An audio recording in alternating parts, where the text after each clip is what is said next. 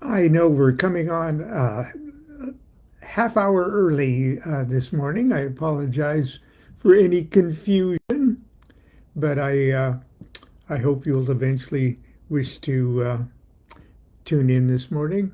Constance and I are got appointments to get our latest booster shot because we want to be all boosted up if we're going to schedule uh, a class here at the house, a regular class.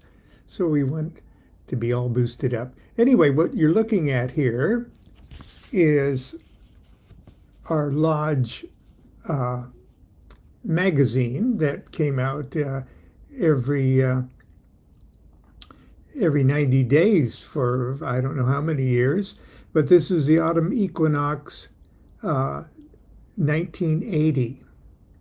And this is what the cover looks like.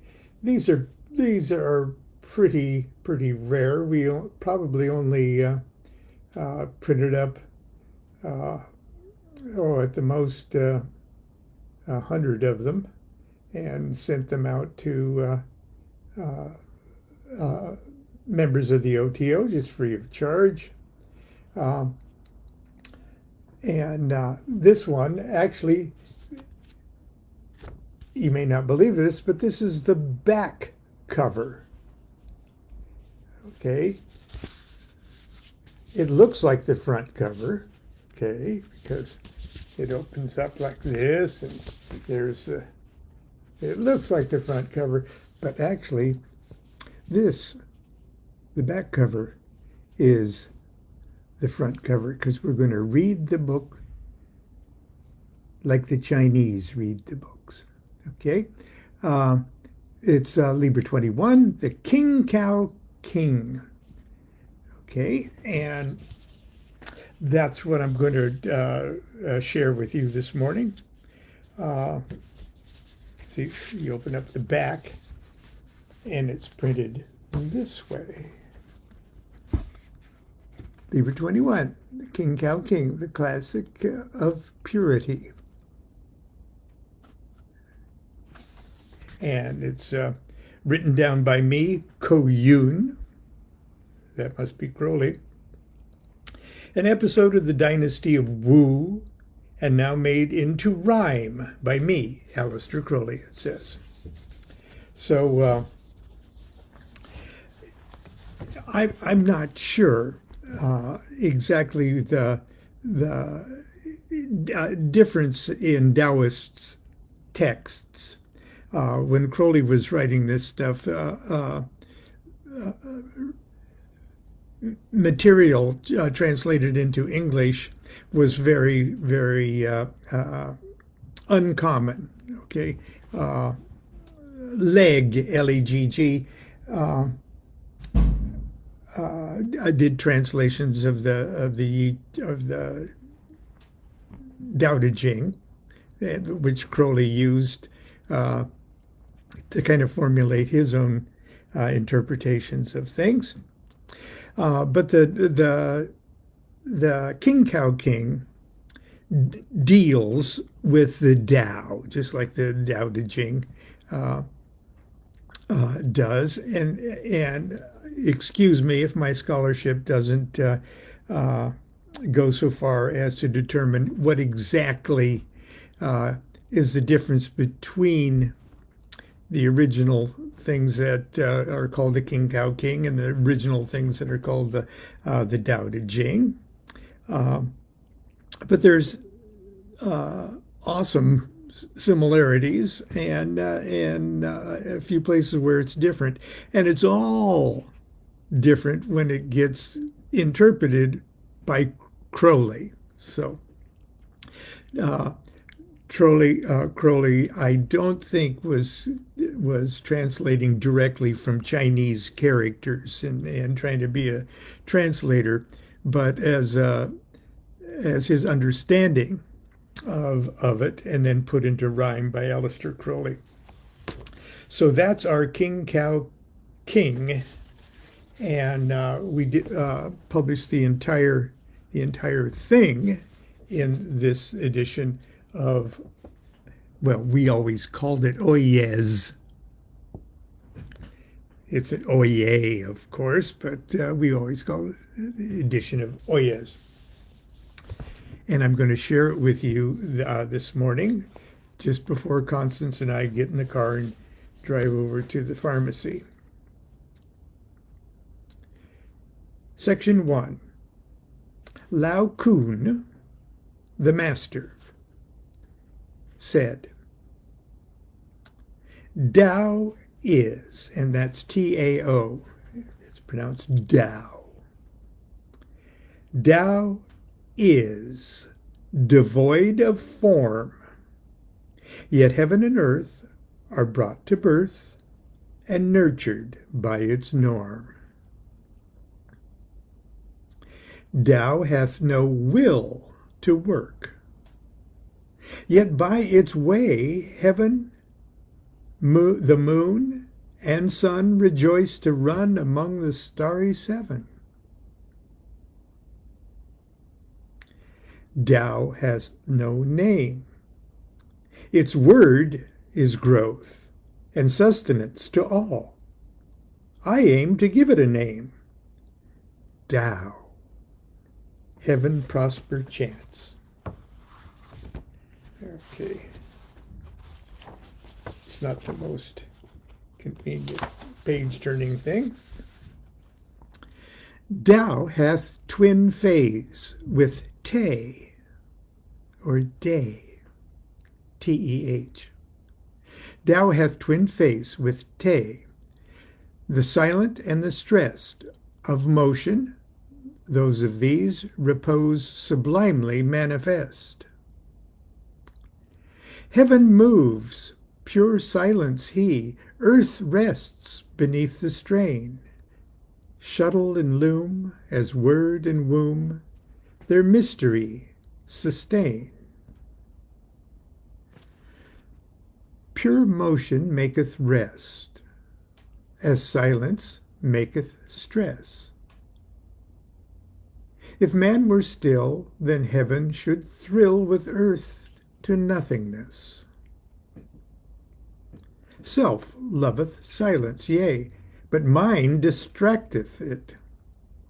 Mind loveth rest, but passion's pest allures the trembling wit. If man restrain desire, his mind will cease to roll, and mind's release allow pure peace of silence to the soul.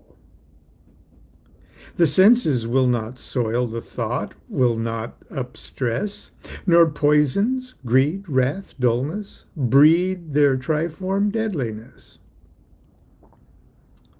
Men earn not ease of Tao, for their desires disease, because their dis-ease, because their mind is not refined of thought by killing these. If one should slay desires, his mind and body seem no longer his, but fantasies dance in a wanton's dream.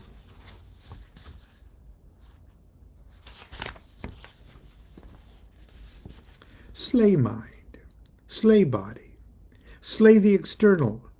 Matter goes, then silence remains. Renew thy pains, up, front the final foes. Slay space, then naught abides. Hold not thine holy hand when naught gives back before the attack. Serene thy silence stand. All's rest devoid of mark. How should desires fix tooth? When they are past, thou surely hast the silence of the truth. Flawless, that truth and fixed, yet apt to each appeal, nature and sense to influence the magnet to the steel. Oh, this true touch with all elastic and exact, that yet abides above their tides a silence free from act. He that hath this shall come, little by little, a breath so floweth he now to truth of Tao, wherein he vanisheth. Men style him Lord of Tao, yet he hath none to lord. Hid motive he of all that be, enough for his reward. He that can comprehend this doctrine may transmit this sacred Tao to men that vow themselves to fathom it. Okay, that's the first chapter 1, the Tao. Chapter 2, Lao Kun the Master said, the adept in skill of soil hath never a name. The bungler's shame is he that gropes a goal. Who most possesses Te concealeth their magic power. Who least possesses exert their stress 7 times in every hour. Those who cling fast to powers, who guard them and display their magic art, they are not part of Tao, nor yet of Te. Men win not truth of Tao because their minds are wired. The mind uncurbed, the self perturbed, and loses tune of tide. Loss, the external lures, they turn to seek it. Then all things perplex, confuse, and vex those miserable men. Disordered thoughts arise, body and mind grow sick, disgrace and fear grow year by year to their climacteric. While they are tossed about through life and death, they quiver, sunk in sea stress of bitterness, and lose the Tao forever. The truth, the abiding Tao, who understandeth it, the truth, I'm going to start that one again. The true abiding Tao, who understandeth hath, who hath the Tao, is here and now in silence of the path. And this is how we ended it up with Crowley's mudra there. And, yep, there we go. Anyway, that's our little excursion. Every one of those little verses would make a wonderful fortune cookie message. And I haven't done this yet, but I've always thought that to make a card for each one of those, because in a way they're their own self-contained universe of wisdom. And to make them as cards, shuffle them, use them as divinatory tools, if you will. Anyway, I apologize for this being such a small, short show today and early. And hopefully tomorrow, if we're not, if we're feeling up to it, hopefully we will. Constance usually takes these vaccinations. She's more sensitive and feels low for a few days. And I'm pretty much an insensitive dolt. Do I feel bad? I don't know. Anyway, until tomorrow, continue to be good to yourself, be good to each other. Hold a good thought for us. Do what thou wilt shall be the whole of the law. Love is the law, love under will.